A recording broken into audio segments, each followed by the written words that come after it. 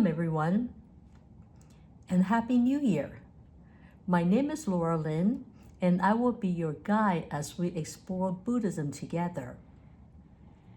In the Buddhist cosmology, heavens are actual places, and they also can be a state of consciousness or a state of heart and mind that we can cultivate so we can experience heaven right here, right now. So I thought, wouldn't it be a wonderful New Year's resolution to experience heaven on earth? Sounds divine, right? Okay, let's get started. This ancient practice, first taught by the Buddha more than 2,600 years ago, is called Brahma Vihara. It's a Pali term and literally means the dwelling places of Brahmas.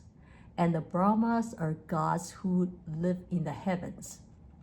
So this term Brahma Vihara has been translated into heavenly abodes or divine dwellings. There are 4 attributes in the Brahma Vihara practice that we cultivate. There are first one is loving kindness, second one is compassion, third is sympathetic joy or appreciative joy, and the fourth one is equanimity. I want to explore each of these attributes in more detail with you, and later on when we meditate together, we'll have a chance to learn how to incorporate these 4 wonderful attributes into our daily life so we can abide in heavenly abodes. The first attribute of the Brahma Vihara practice is loving kindness. It allows us to extend friendliness and goodwill to ourselves and others. And we commonly use phrases of well-wishing such as, may I be happy, may I be peaceful, may I be free of suffering, may you be happy, may you be free of suffering, may all beings be happy. May all beings be peaceful. May all beings be free of suffering. There is a series of meditation for loving kindness where we start with sending loving kindness to our loved ones, which is fairly easy.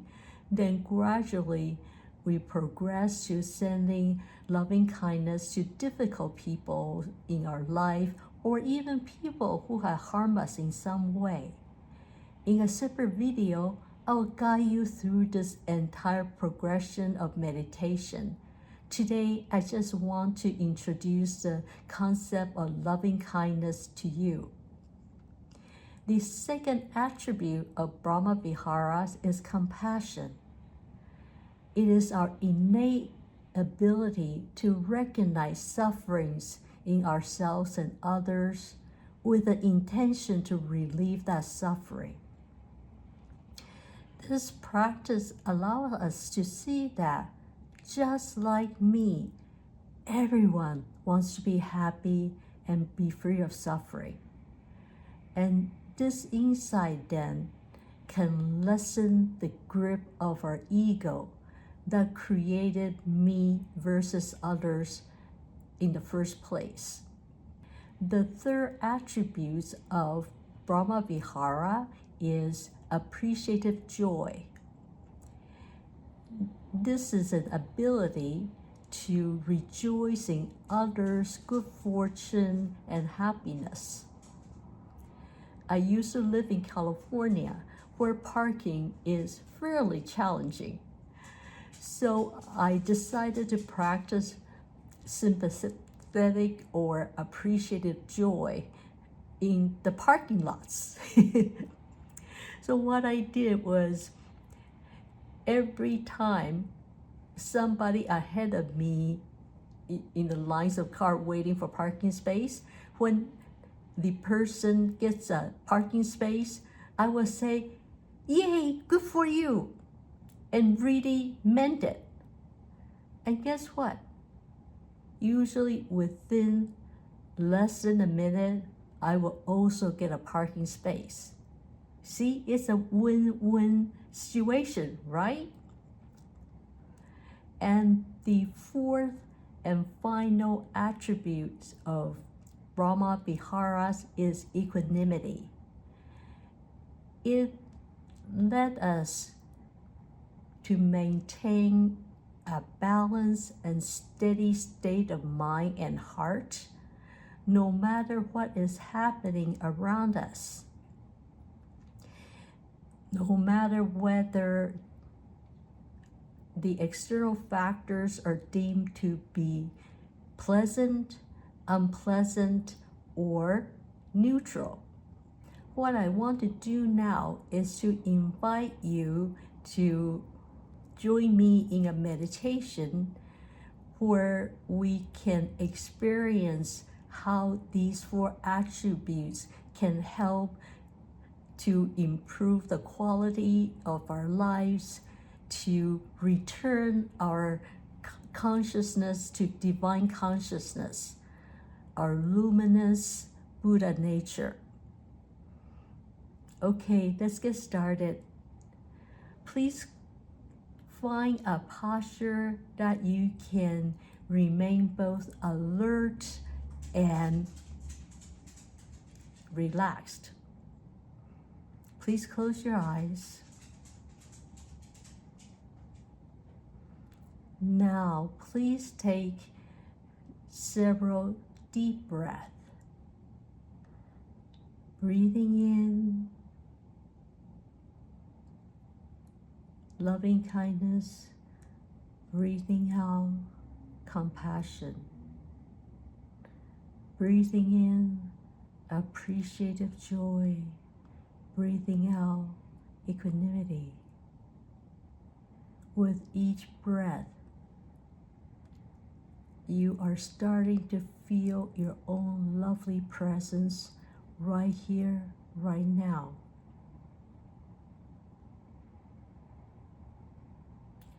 Now, please visualize a garden in your heart.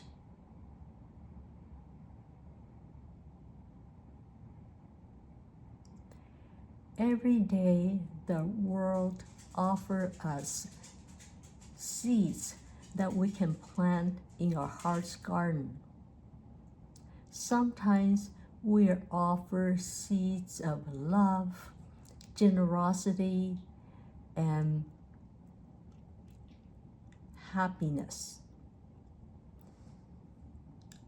Other times, we're offered seeds of frustration, disappointment, and envy. The good news is we have the choice to determine what kind of seeds we want to plant in our heart's garden, and let them grow and flourish as you tend to these seedlings.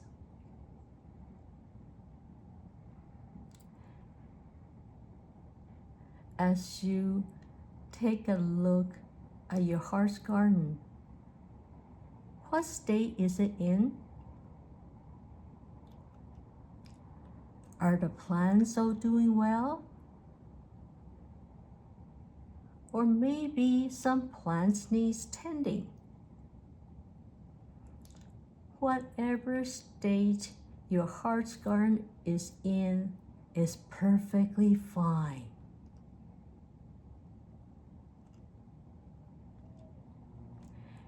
No judgment, just loving kindness and compassion towards yourself.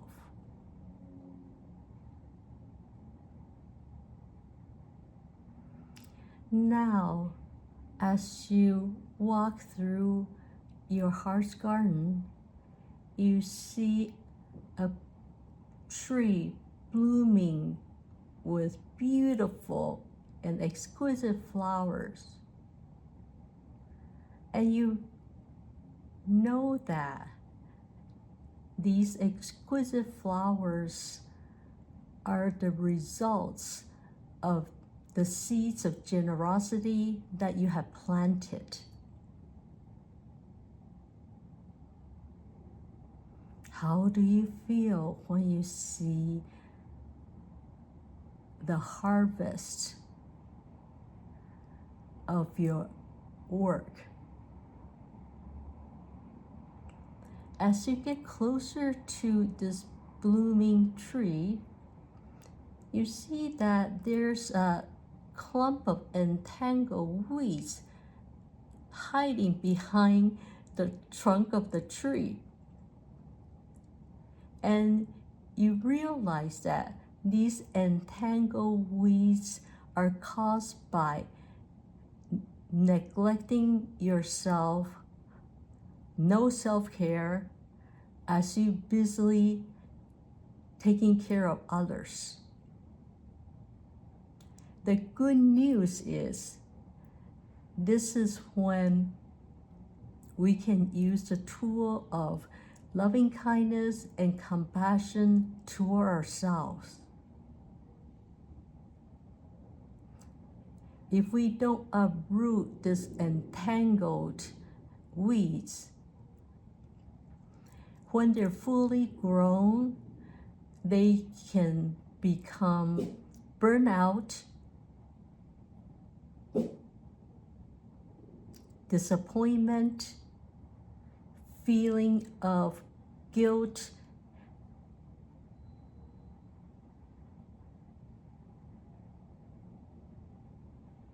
and resentment. So let's uproot these entangled weeds right now.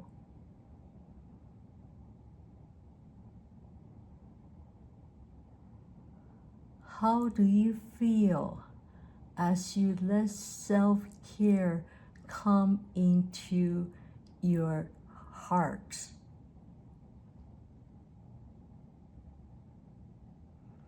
Maybe you feel more rejuvenated, rested,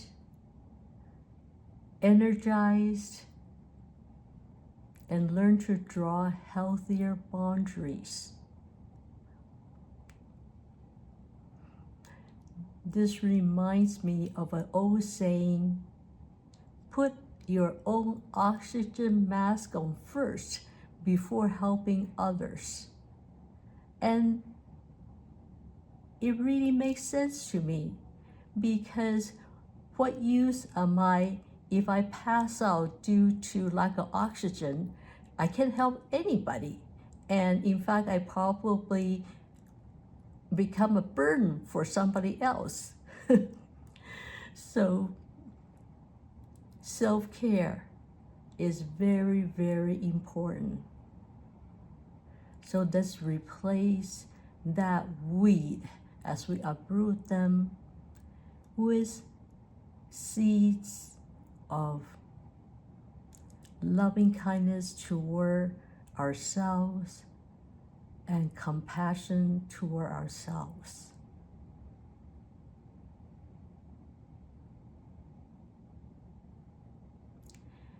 Now, as you continue to walk through your garden, you see this majestic redwood.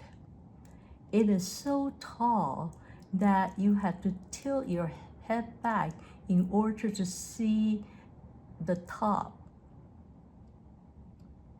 As you come closer, you see an exposed and diseased root.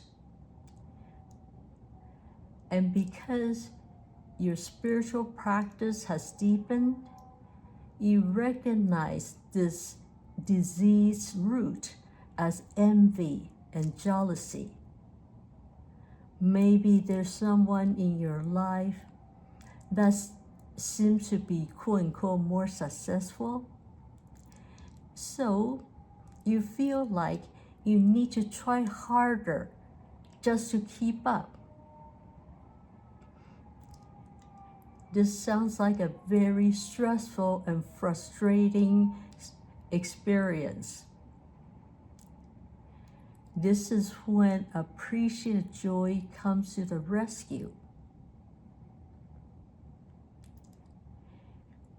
It will transform your scarcity consciousness to abundant consciousness.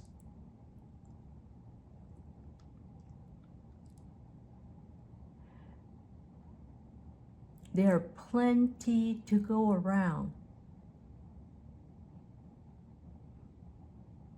How wonderful is it that when you practice appreciative joy, you increase the joy in the world.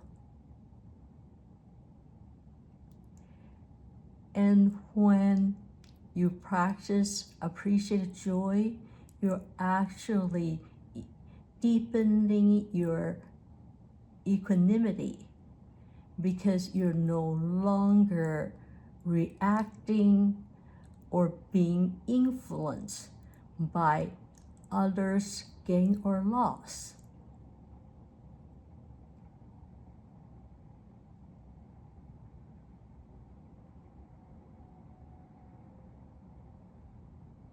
How do you feel after removing this disease root of envy and jealousy? Is there more opening in your heart?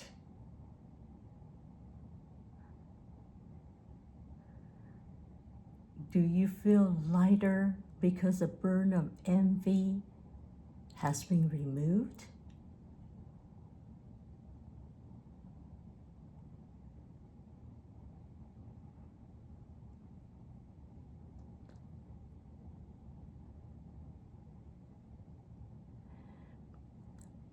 I want to end our meditation together by quoting from one of my meditation teachers, Jack Kornfield.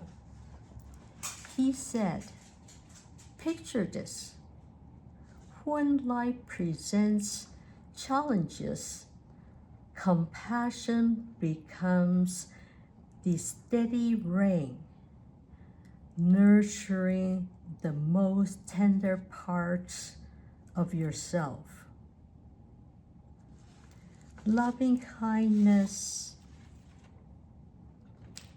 is the sunlight that encourages you to grow towards connection, no matter how tangled things get.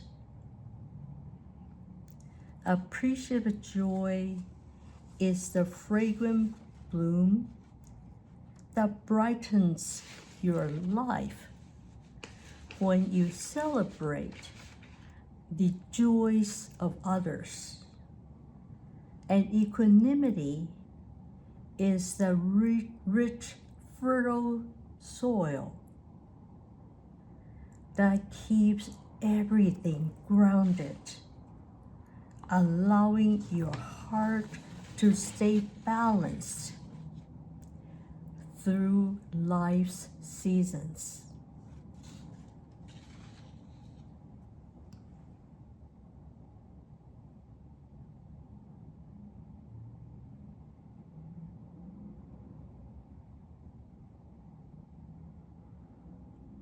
I hope with this meditation, you get a taste of how helpful the tools of loving kindness, compassion, appreciative joy, and equanimity can remove the weeds or the sickness or the negativity in our heart and mind.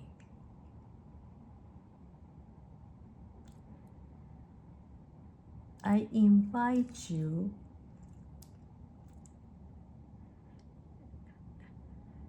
to use these 4 attributes whenever you feel anxious or frustrated. Look within your heart's garden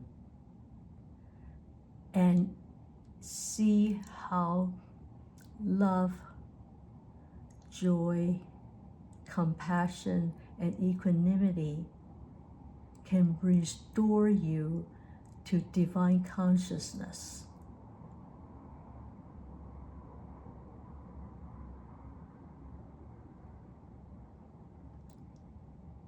Now, please slowly come back to yourself.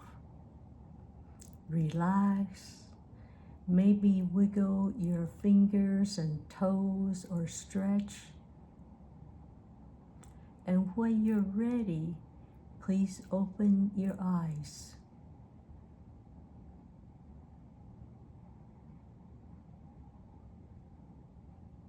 How do you feel?